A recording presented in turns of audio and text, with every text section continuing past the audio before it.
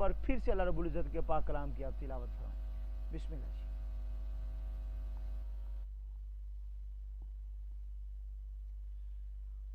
أعوذ بالله من الشيطان الرجيم.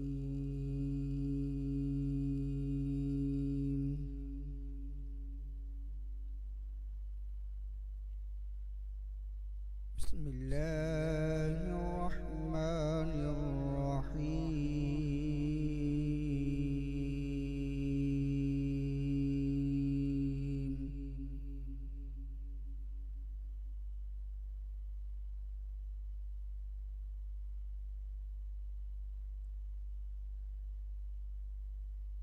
الحمد لله رب العالمين.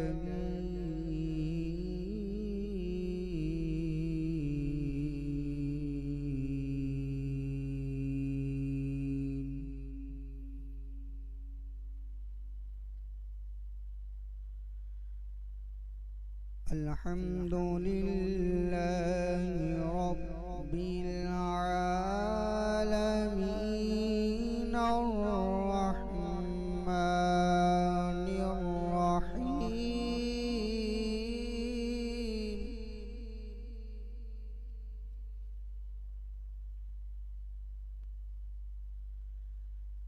مالك يوم الدين إياك نعبد وإياك نستعين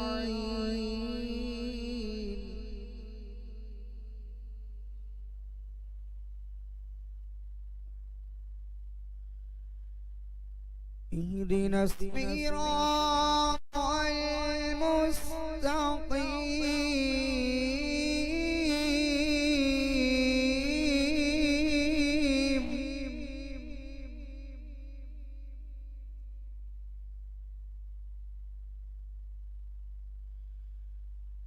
صراط الذين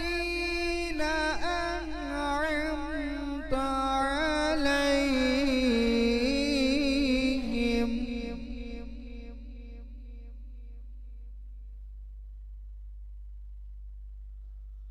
غير المغضوب عليهم ولا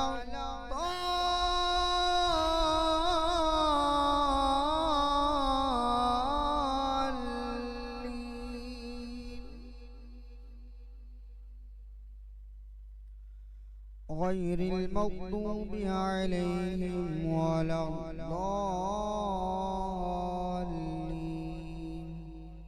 الله أكبر.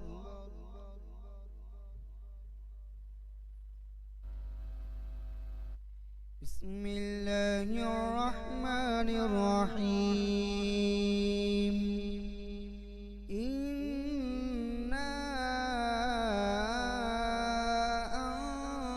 أنزلناه في ليلة القدر وما